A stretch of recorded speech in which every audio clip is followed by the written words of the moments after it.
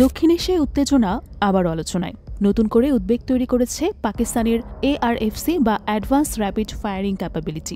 বিশেষজ্ঞদের মতে এই সক্ষমতা থাকায় যে কোনো সংঘাত আরও জটিল হয়ে উঠতে পারে, কারণ এতে প্রতিক্রিয়ার সময় কমে যায় এবং সিদ্ধান্ত নেওয়ার ভুলের ঝুঁকি বেড়ে যায়। ভারত পাকিস্তান সম্পর্ক দীর্ঘদিন ধরেই টানাপোড়েনের মধ্যে আছে। দুই দেশই পরমাণু শক্তিধর, তারা বহুবার সীমান্তের সংঘাতে জড়িয়েছে। এই প্রেক্ষাপটে ARFCর উপস্থিতি বিশেষ গুরুত্ব পাচ্ছে। বিশ্লেষকদের দাবি, ARFC যুদ্ধকে বিলম্বিত করতে পারে, কারণ উভয় পক্ষই জানবে যে হামলা শুরু হলে প্রতিক্রিয়া আসবে দ্রুত এবং ভয়াবহভাবে। কিন্তু একই সঙ্গে সংঘাত শুরু হয়ে গেলে পরিস্থিতি আরও দ্রুত অবনতি ঘটতে পারে। যুদ্ধের মাত্রা হতে পারে আগের যে কোনো সময়ের চেয়ে বেশি ধ্বংসাত্মক। এখানে আরেকটি গুরুত্বপূর্ণ বিষয় হল সংকোচ ব্যবস্থাপনা। ভারতের তুলনায় পাকিস্তানের আনুষ্ঠানিক সংকোচ ব্যবস্থাপনা কাঠামো দুর্বল বলে মনে করেন অনেক বিশেষজ্ঞ, যার মানে আকস্মিক ঘটনা সংগঠিত হলে সিদ্ধান্ত নেওয়ার ক্ষেত্রে অস্থিরতা দেখা দিতে পারে। এই অস্থিরতা সামরিক প্রতিক্রিয়ার গতি বাড়াতে পারে এবং ভুল বোঝাবুঝির ঝুঁকিও বহুগুণ বাড়ায়। তাদের মতে 2025 সালের মে মাসের ঘটনার মতো কোনো উত্তেজনা আবারও দেখা দিলে পরিস্থিতি আরও গুরুতর হতে পারে, কারণ এখন পরিস্থিতি বদলে গেছে। ARFC পাকিস্তানের হাতে দ্রুতগতির প্রতিক্রিয়া নিশ্চিত করছে, ফলে যে কোনো সংঘাত শুরু হলে তারা সীমান্ত সংলগ্ন এলাকায় নয়, আরও গভীর লক্ষ্যের দিকে নজর দিতে পারে।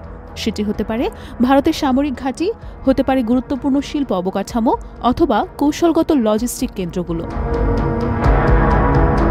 এ ধরনের হামলা স্বাভাবিকভাবেই ব্যাপক ক্ষতির কারণ হতে পারে। ভারতও একই মাত্রার পাল্টা জবাব দেবে বলে মনে করছেন বিশেষজ্ঞরা। তার মানে সংঘাত দিন নয়, কয়েক ঘন্টার মধ্যেই ভয়াবহ আকার ধারণ করতে পারে এবং তখন মানবিক বিপর্যয়ের ঝুঁকি বহুগুণ বাড়বে। পাকিস্তানও গত কয়েক বছরে তাদের ব্যালিস্টিক ক্ষেপণাস্ত্র কর্মসূচি আরও উন্নত করেছে। এই দুটো দেশের সংঘর্ষ দক্ষিণ এশিয়ার স্থিতিশীলতার জন্য বড় হুমকি। বিশ্বব্যাপী অর্থনীতি ও নিরাপত্তার ওপরও এর প্রভাব পড়বে। বিশেষজ্ঞরা সতর্ক করেছেন, সংঘাত শুরু হলে তা থামানো কঠিন হতে পারে, কারণ একবার ক্ষেপণাস্ত্র ছোড়া শুরু হলে উভয় পক্ষই দ্রুত প্রতিক্রিয়া জানাতে বাধ্য হবে। এই ভয়াবহ প্রতিক্রিয়া অঞ্চল জুড়ে ভয়াবহ ধ্বংস ডেকে আনতে পারে।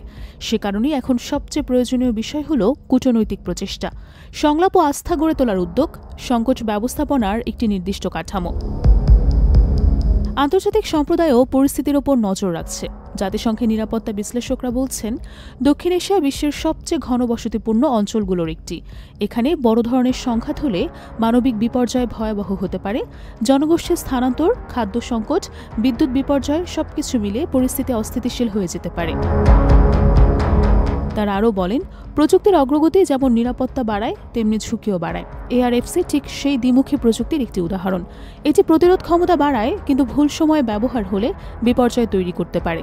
বিশ্লেষকদের মতে দক্ষিণ এশিয়ায় এখন সবচেয়ে প্রয়োজন স্থিরতা। সম্ভাব্য ভুল বোঝাবুঝি এড়াতে সরাসরি যোগাযোগ দরকার। যে কোনো সামরিক উত্তেজনা ঠেকাতে প্রয়োজন আন্তর্জাতিক মধ্যস্থতা। সব মিলিয়ে পরিস্থিতি এখনও নিয়ন্ত্রণের বাইরে নয়, কিন্তু ঝুঁকি প্রতিদিনই বাড়ছে।